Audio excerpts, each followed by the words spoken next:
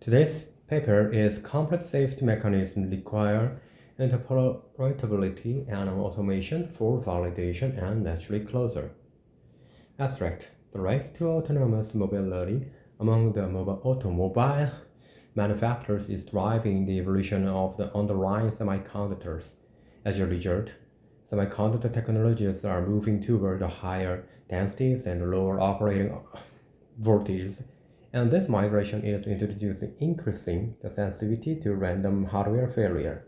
The failures which occur is the predictability over a semiconductor's lifetime. Modern cars deploying the ADAS and AV features rely on these digital and analog systems to perform critical real-time applications. This reliance has led to a concern over validation of these systems and the questions: are they safe? One practice to achieve or maintain a safe state is running an exhaustive fault campaign to test the effectiveness of test safety architecture's ability to detect faults and control failures. While traditional approaches may have been satisfactory in the past, the increased size and the complexity of automotive designs with a larger number of the faults that need to be tested has made performing a safety verification using a single technology impractical. Developing optimized safety methodology with a specific fault list automatically targeted for simulation and emulation and former is challenging. Another challenge is considering the fault resolution result from various fault injection runs for final metric computation. So figure 1 shows some of the optimization techniques in safety flow. Figure 1 is the safe fault list optimization techniques.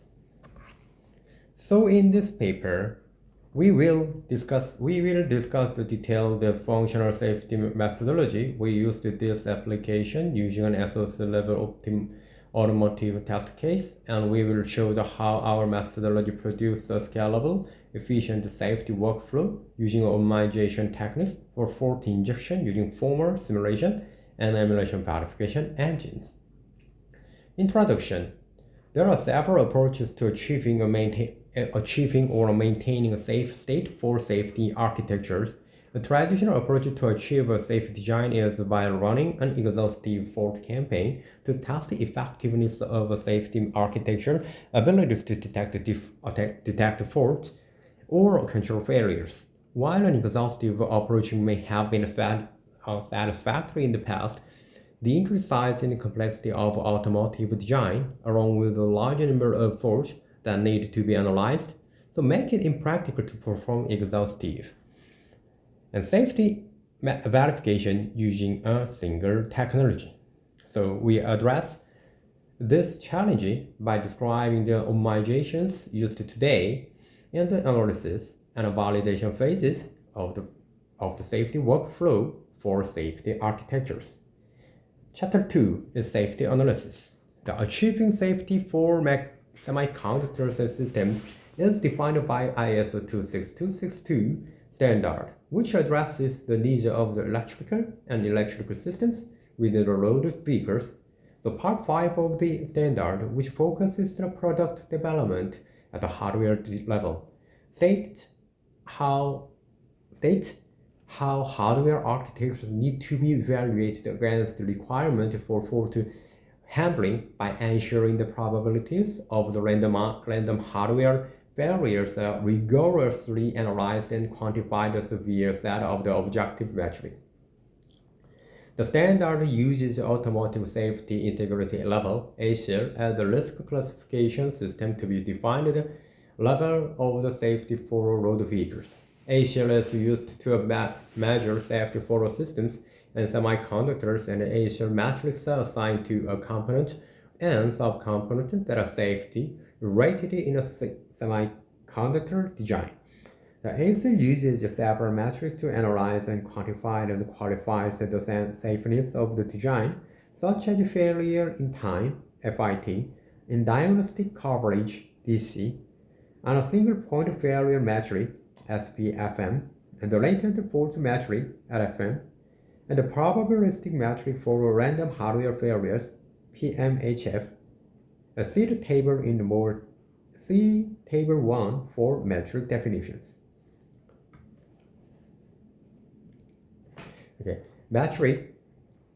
The probabilistic metric for random hardware failures PMHF.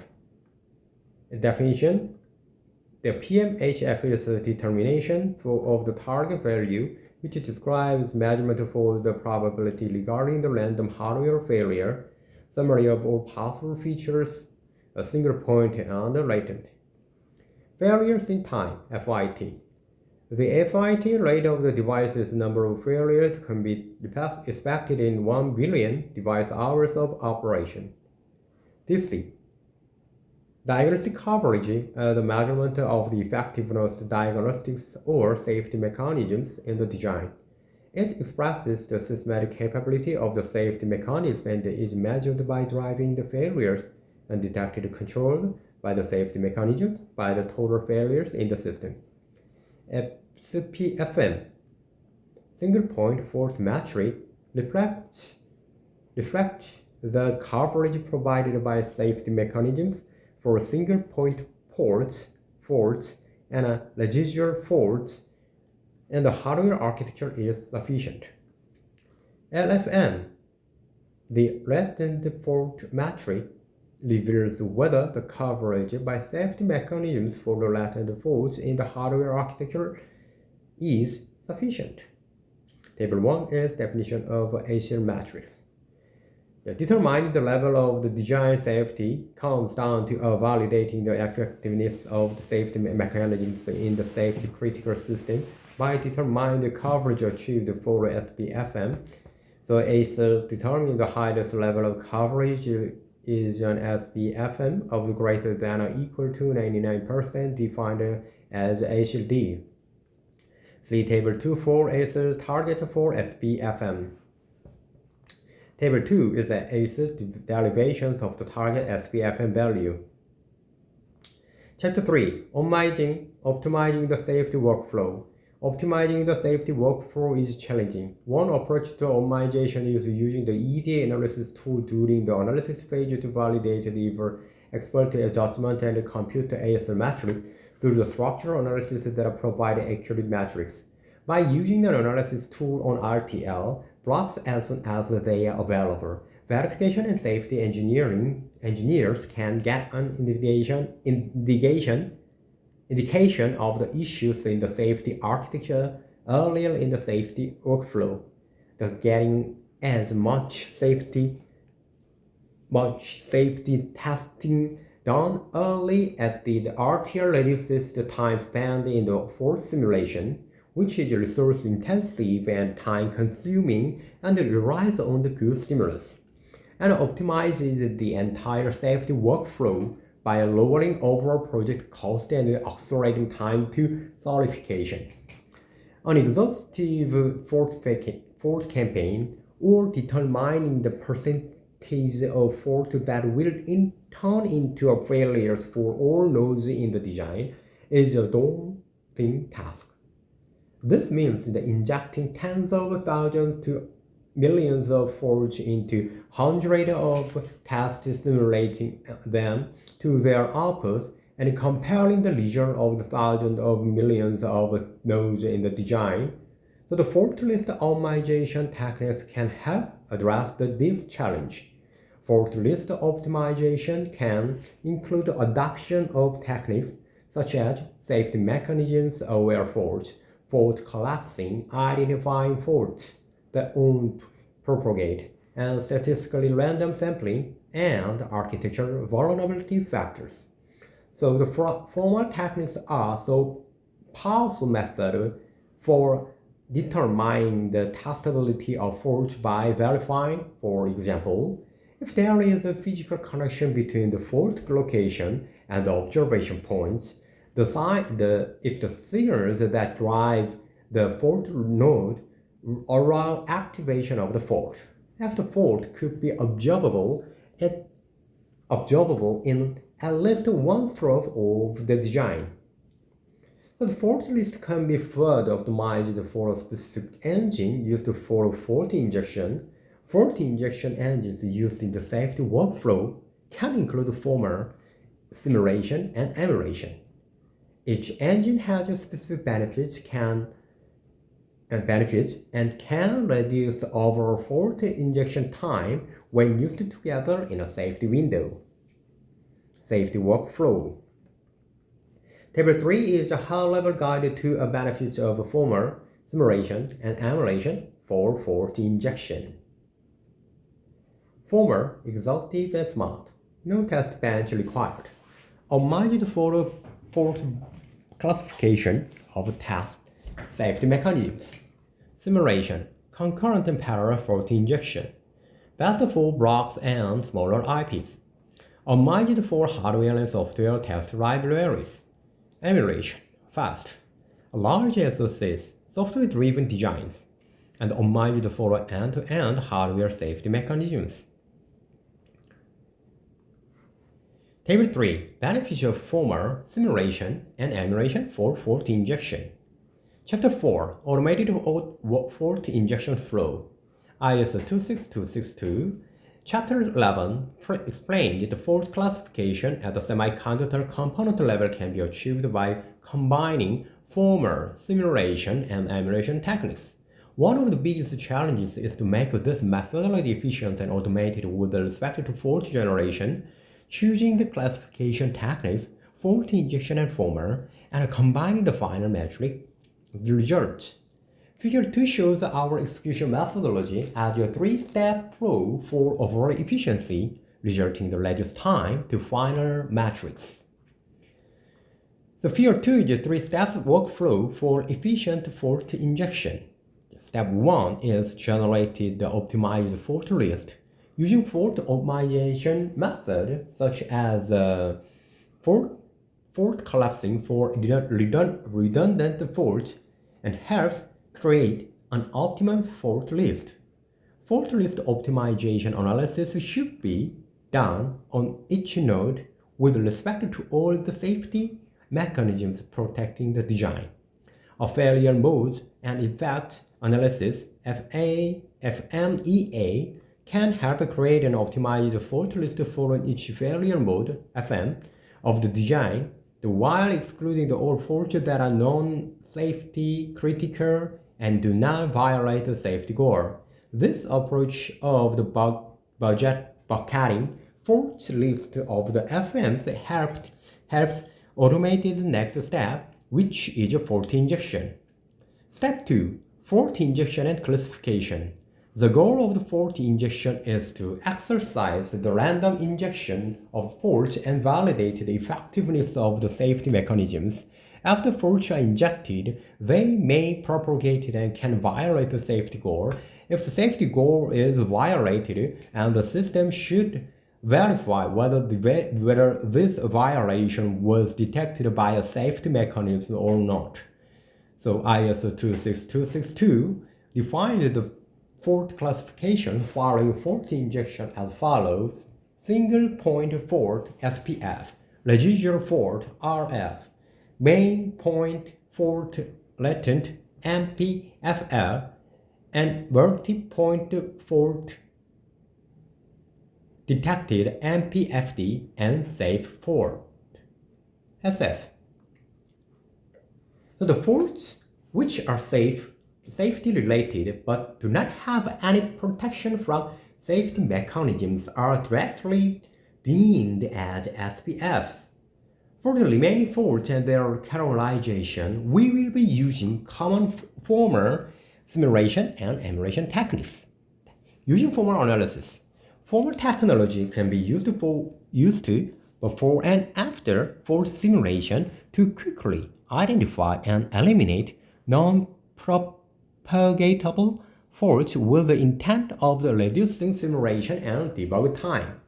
The former tools use proof problems to assess if one or more signal in the corrupted design, typically referred to as an observation point and safety critical signals, have a different functional behavior compared to the original fault-free design. Formal analysis is equivalent to examining all input sequences to provide rigorous evidence that a certain fault is safe. Fault detection analysis FDA requires as input a list of observation points, fault list, and an RTL or GAL level design. It automatically selects the appropriate proof method and a strategy to find most of the safe faults, so while avoiding the analysis of hard-to-prove faults, thus minimizing effort to spend on inconclusive result and debugging. Runtime for FDA range from minutes to several hours, with overnight runs being acceptable for complex designs. Using fault simulation. Analysis of fault injection by simulation is widely used in the traditional method of fault classification.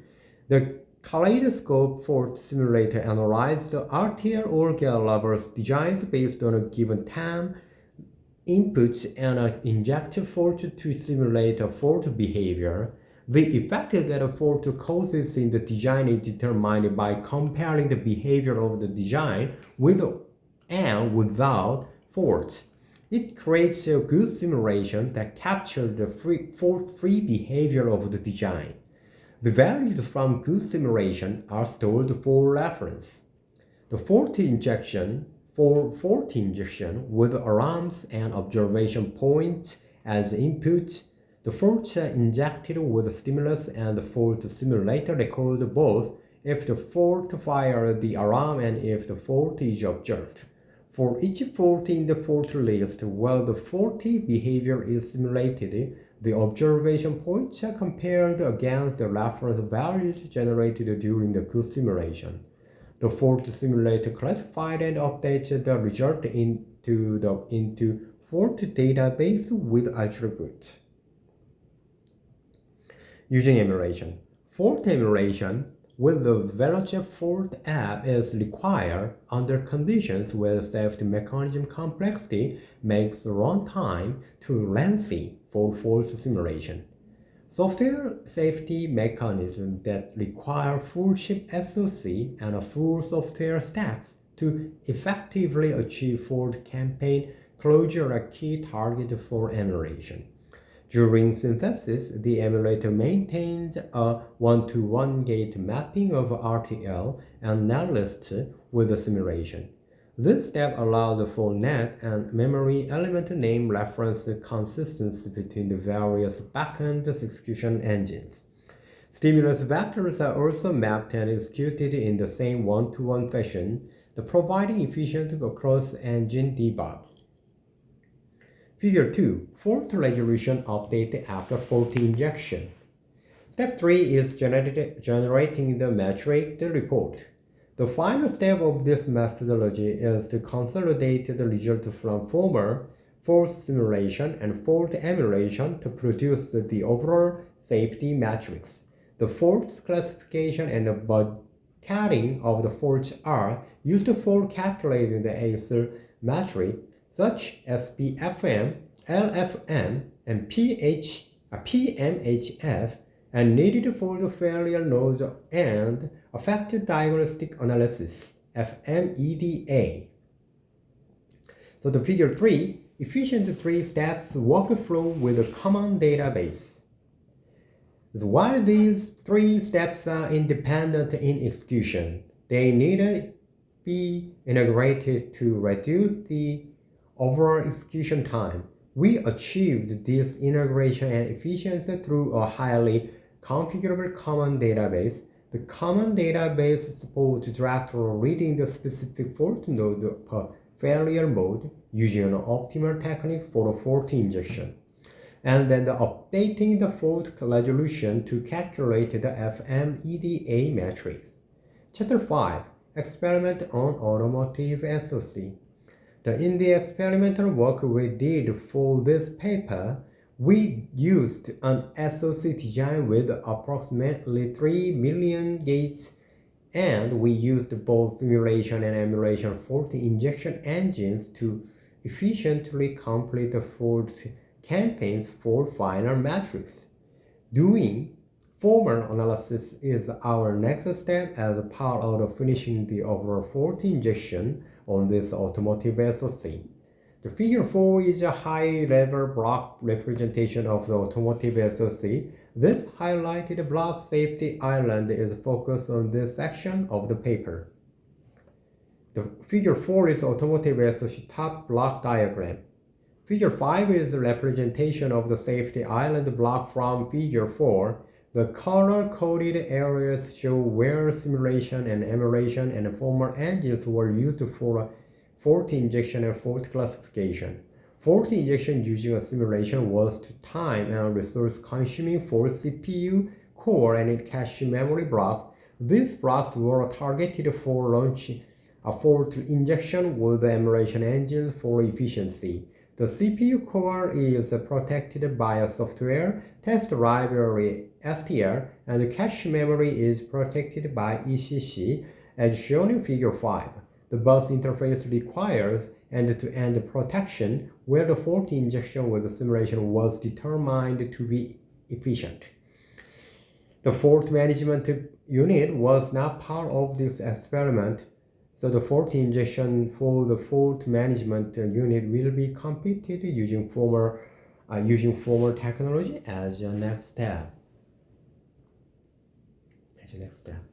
The figure the detailed the block diagram. The table 4 shows the register count for the blocks in the safety island. The fault list generated for each of these blocks were optimized to focus on the safety critical nodes which has safety mechanisms and protection. Table 4 is block register count. The safety scope, a safety analysis tool, was run to create the fault list for the FMs for both vector, Veloce fault app, fault emulator, and the fault simulator, and wrote the fault list to the functional safety FuSa as a database. For CPU and cache memory blocks, the emulator inputs the synthesized blocks and the fault injection and fault detection net, FIN and FDN. Next, it executed the stimulus and captured the state of the all FDNs, and the state were saved and used as a golden reference for comparison against the fault injection runs.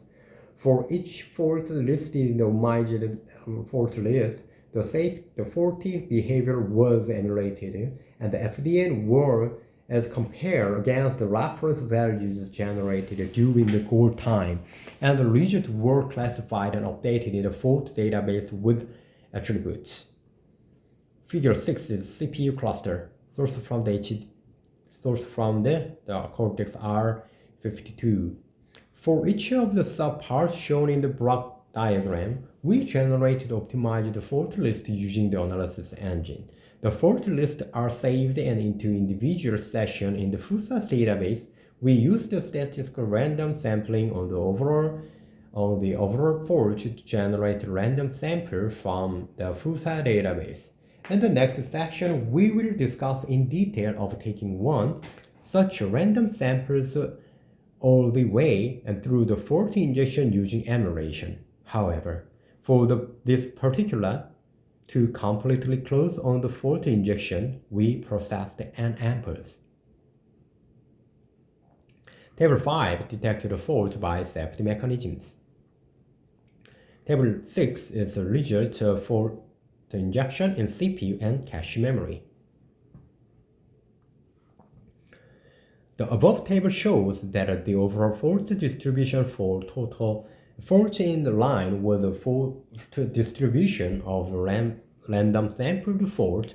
The table further captures the total detected faults of the 3,125 out of 4,782 total faults. We were also able to model the detected faults per subpart and also provide an overall detected fault ratio of 65.35%. 65.35%. Based on the fault in the random sample and our coverage goal is 90%. And we calculated that a margin of error MOE is plus minus 1.19%. The total detected, observed plus unobserved 3,125 faults provide a clear fault classification. The undetected observed UO also provide a clear classification for residual faults. We did further analysis of undetected, unobserved, and not injected faults. Table 7 is a fault classification after fault injection. We used many debug techniques to analyze the 616 undetected and unobserved faults. First, we used formal analysis to check the cone of the influence COI of these UU faults. The faults which were outside the COI were deemed safe, and also there were 5 faults which were further dropped from analysis. For the faults which were inside the COI, we used engineering judgment with the justification of various configurations like ECC, timer, freshman, related, and etc. So finally, using formal and engineering judgment, we were able to further classify the 616 UU faults into safe faults and remaining UU faults into conservatively residual faults. We also reviewed the 79 residual faults and were able to classify the 10 faults into safety faults. The not injected faults were also tested against the simulation model to check if any further simulation is able to inject those faults. Since no stimulus was able to inject these faults, we decided to drop these faults from our consideration and against the margin of error accordingly. With this change, our UMOE is plus minus 1.23293%. Table 8, Final Fault Classification Post-Analysis. In parallel, the fault simulator pulled the optimization fault list for the failure modes of the bus block and ran a fault simulation using stimulus from the functional verification. The initial set of stimuli didn't provide enough coverage, so higher quality stimuli test vectors were prepared and additional fault campaigns were run on the new stimuli. For all the fault classification were written into the FuSa database, all runs were parallel and concurrent for overall efficiency and high performance. Table 9 is a percentage of detected faults for BUS block by E2ESM. The safety analysis using safety scope helped to provide more accuracy and reduce the integration of fault simulation, CPU and cache mem after emulation on various tests resulted on overall SPFM of over 90% as shown in Table 5. At this time, not all the tests for BUS block end-to-end protection doing the fault simulation have been completed. Table 6 shows the first initial test was able to resolve 9.8% fault very quickly. We are integrating more tests which have a high traffic on the bus to mimic the runtime operation state of the SoC. The result on this independent fault injection, simulation and emulation were combined for calculate the final metric on the above blocks, with the results shown in Table 7. Execution and closure of the fault using simulation is our future work. Table 10 is the overall result. Conclusion. An exhaustive approach to achieving and validating an optimal safety market architecture is inefficient for large designs with complicated safety mechanisms. In addition, a large number of faults that need to be analyzed make performing safety verification using a single technology impractical. Using this SOC level test case, we demonstrated how interoperability of faulty injection engines, optimization techniques, and automated flow can effectively reduce the overall execution time to quickly close the loop from safety analysis to safety certification. Close engagement between product teams, methodology teams, and ED vendor is equally critical as tools and methods and technique are evolving at a rapid pace. Advanced technologies such as safety analysis, fault optimization and fault pruning, concurrent fault simulation, fault emulation, and formal-based analysis are deployed in this project to validate safety requirements for automotive SOC. Performing safety analysis prior to running the fault injection is very critical and time-saving. Therefore, as demonstrated in the paper, the interoperability for using multiple engines and reading the result from a common FuSa database is necessary for a project of this scale. Okay, today I read this paper, the complex safety mechanisms require interoperability and automation for validation and metric closure from the DVCon2023. Thank you for your time. See you next time.